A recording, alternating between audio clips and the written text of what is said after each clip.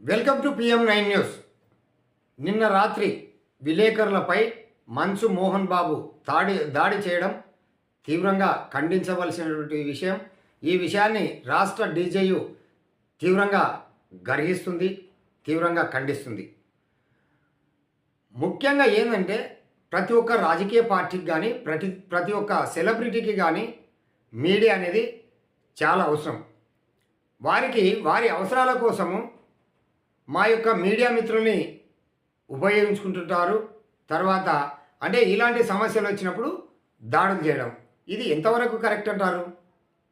అంటే వీరి సినిమాలు తీసినప్పుడు కావచ్చు, ఇంకొక కార్యక్రమాలు కావచ్చు, మీడియా మిత్రులు కావాలి వీళ్ళకి పబ్లిష్ చేయడం కోసము. వీరి యొక్క నాలుగు గోడల మధ్యలో తెగవలసినటువంటి అంశాన్ని రచ్చకు రావడం వల్ల, ముఖ్యంగా వీళ్ళు సెలబ్రిటీలు కావడం వల్ల మీడియా బృందం అనేటువంటిది అక్కడికి పోవడం జరిగింది. అంటే మా యొక్క వ్యక్తిగత విషయాలని, అంటే మీరు వ్యక్తిగత విషయాలని నాలుగు గోడల మధ్య తెలుసుకోకుండా రచ్చకు వచ్చినప్పుడు మీడియా కవరేజ్ చేస్తుంది. దాన్ని జీర్ణించుకోలేనటువంటి మంచు మోహన్ బాబు మీడియాపై దాడి చేయడం, ముఖ్యంగా TV5 విలేకరిపై దాడి చేస్తే అతనికి తీవ్రమైనటువంటి గాయాలు కూడా జరగడం జరిగింది.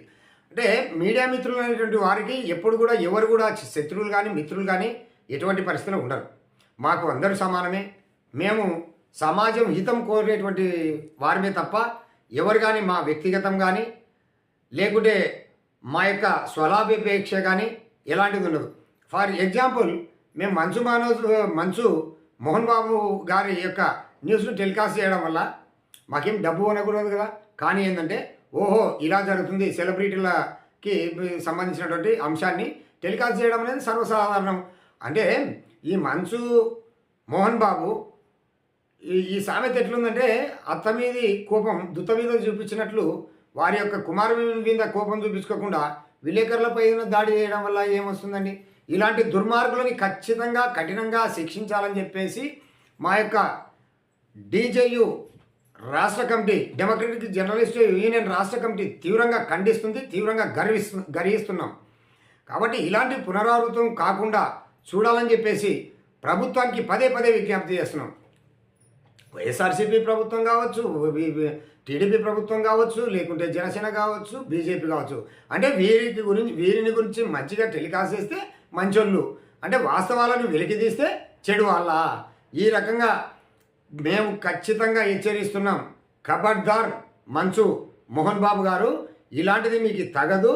మీ యొక్క ఇలాగే మీరు దాడులు చేసుకుంటూ పోతే మీ యొక్క చరిత్ర లేకుండా మిమ్మల్ని చరిత్రహీనులుగా ఖచ్చితంగా మేము జర్నలిస్టు సోదరులు అనుకుంటే ఖచ్చితంగా మిమ్మల్ని చేయగలమని చెప్పేసి కూడా డెమోక్రటిక్ జర్నలిస్ట్ యూనియన్ తరఫున మిమ్మల్ని తీవ్రంగా హెచ్చరిస్తున్నాం. తర్వాత ఈ దాడిని ఖండిస్తున్నాం.